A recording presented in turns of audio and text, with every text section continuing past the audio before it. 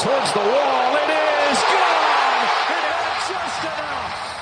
Jeremy Pena clears the wall, and the Astros strike first. Jeremy Pena hit a home run Saturday in a 2-1 win for the Houston Astros. The rubber game of a 3-game series against the New York Mets to open the year. They took 2 of 3. The pitching, specifically the starting pitching, was fantastic. Framber Valdez, 7 innings, looking great on Thursday.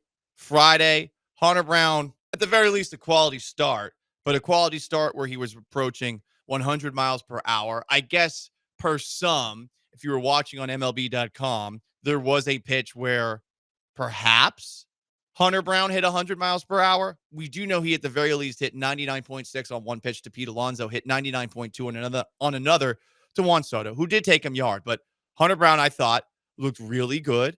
I believe he will be the Astros ace by the end of the year. And then Spencer Arrighetti on Saturday threw 6 innings, and he only allowed 1 hit. And the 1 run that the Mets got was because Jose Siri, Astros legend, was a crazy person on the base paths. He drew a walk, stole second, tagged up to third, and then scored on a play where Spencer Arrighetti was a little bit too casual, throwing the ball over to first base. But Arrighetti as a pitcher looked really good. So the pitching for the Astros to open up the year, we like it, though perhaps Brian Abreu, Josh Hader made things a little bit too stressful on opening day. The rest of the bullpen, though, actually pretty impressive to open things up. But the offense is something that we had questions about. The reason that the Astros are starting a rookie in right field is because they don't like their outfielders.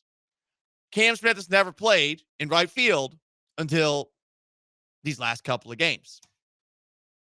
Has he been an issue out there? No. And also, I've actually liked his approach at the plate. He's been patient. He's been drawing walks. He hasn't been swinging at everything like a lot of Astros did last year. But you have Altuve in left field because, again, questions about your lineup. And while they added Isaac Paredes and they added Christian Walker, I think that the Astros offense, after losing Alex Bregman and losing Kyle Tucker, fairly is the biggest question that we have about this team this coming year. And they're throwing some stuff at the wall. And the results from this series might have you a little bit nervous about this offense. It is early. It's a 3-game sample size. But they have just scored 6 runs to this point. If you take a look at where they rank statistically in most major offensive categories, they are towards the bottom. They are 27th in OPS. They are 26th in batting average, hitting 176. 13 of their 15 hits have been singles. You got the Jeremy Pena home run. You have a Yordan Alvarez double, both of which were on Saturday. But going into Saturday, did you know that the Astros, for the first time, I guess, in the history of their franchise, had not had an extra base hit in the first 2 games of the year? They were the only team in baseball entering Saturday without an extra base hit. And remember, on Saturday, they had a bases-loaded situation with 1 out against a guy who hadn't pitched in 3 years. The Mets' own Lance McCullers, with Yordan Alvarez at the plate and Christian Walker at the plate, and they got nothing. Alvarez popped out. Mets third baseman made a nice play, reaching over the dugout, made a catch. Christian Walker lined out. He hit it hard again, but he lined out to second. People are making Jose Abreu comparisons with Christian Walker. That is unfair. That is unfair at this moment in time. Walker, who maybe not be getting hits, Sean, he has hit 7 of the 10 balls he's hit this year at a 100-mile-per-hour exit velocity. Congrats. No hits. Give me some hits. I do want some hits. Yeah, exit velocity doesn't score runs, Paul. It doesn't score runs. I am not concerned about Christian Walker, but I do love needling the real baseball heads with the, well, he's hitting the ball. Well, who cares? Yeah, that is kind of Get funny on to base. do to the nerds. I agree. I do agree with that. I mean, it's ridiculous to be like, this guy's Jose Abreu 2.0 after 3 games, no matter how he's playing. Like, even if he got up there and swung and missed on every single pitch, like, that it would still be too early. But the fact he's, like, hitting the ball well. Like, he is hitting the ball well. He's just not getting on base. it's just fun just to be, hey, listen, it's March 31st. Give me something to have fun with. All We've right. been hurt though. I mean, it's fun to a degree, but we have been hurt at that Yes. first base position. I believe in Christian. I believe in this offense. I'm not that worried about this offense. I actually do too. One last depressing statistic to this point: 1 for 17 with runners in scoring position, 20 men left on base, 23 strikeouts to open the year. Okay, Right? I don't know. I mean, look, this was a bad opening series for the offense. There's no denying it, and it's the biggest question for the team this year. That said, I actually, like you, Sean, feel pretty good about this. Yeah. I'm choosing to trust the process, and the process for the Astros, they said going into the year, is we're going to be a lot more patient at the plate. And everyone outside of Jose Altuve is struggling. Altuve's hitting nearly 500 to open things up, so you love seeing that. But the process is, hey, let's force teams to throw the ball more to us. And get this, 12 plate appearances for Isaac Paredes, 65 pitches. I mean, So that's wow. really good. That's really good. And Wow. okay, It's over 5. only one hit to show, but this is what you want in the 2 spot. You want somebody who is going to draw long counts and potentially get on base, which will help Yordan Alvarez out because then guys aren't going to be able to throw around him.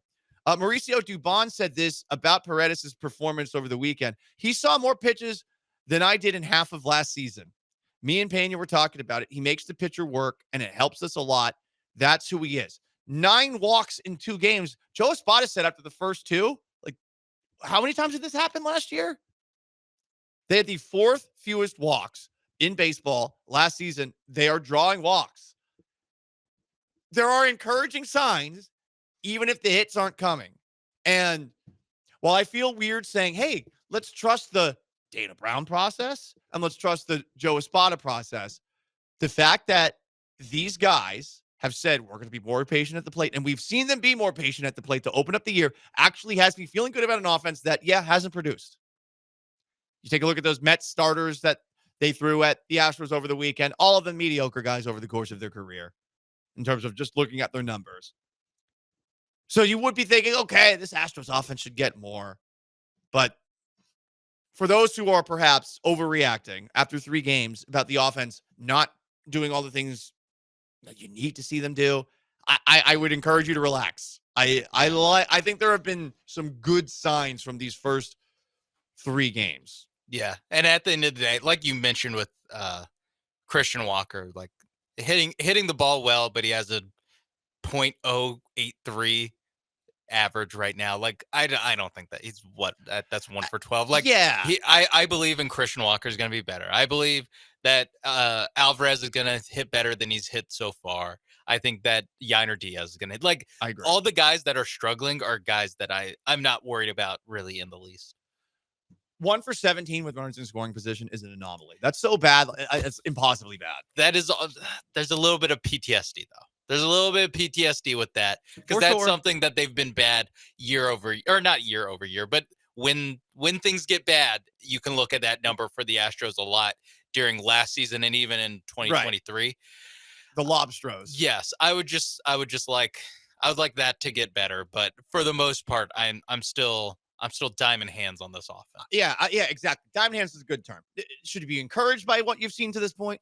I don't know, but they have said that this was their plan this year. We're going to be more patient at the plate, and we have seen that to this point. I'm Paul Gallant. It's the Paul Gallant Show, most interactive sports talk show in Houston. You want to jump in, 713-780-3776 to call in, to text in. On YouTube at ESPN Houston, on Twitch at ESPN 975. By the way, this was a fun little tidbit that I read from Chandler Rome's first piece of the season. He was talking about how the Astros clubhouse has a new dynamic where it's more energetic and fun or something like that. So the 2 Astros players with no service time, Cam Smith and Ryan Gusto, were tasked with bringing in donuts, which is a Astros pregame tradition. Okay. It has been for the entirety of this dynasty. I saw the picture of Cam Smith carrying in Shipley. Cam Smith got Shipley's. Good job. He already knows the assignment, if you will. Yep. Ryan Gusto brought in Krispy Kreme. And per Chandler Rome's piece, had Ryan Presley been here for this perhaps would have created an issue.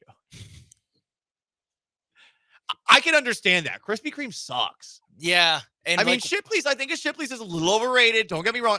I like more variants with my donut flavors. I really like cake donuts, but to each their own. Still, you got to bring in Shipley's, big dog. yeah. Come on, Ryan. And like, I just looked up Krispy Kreme because I do not think there's one in Houston. The two closest ones are in Pearland and Humble. Like, so these were not hot and ready, or they were not hot.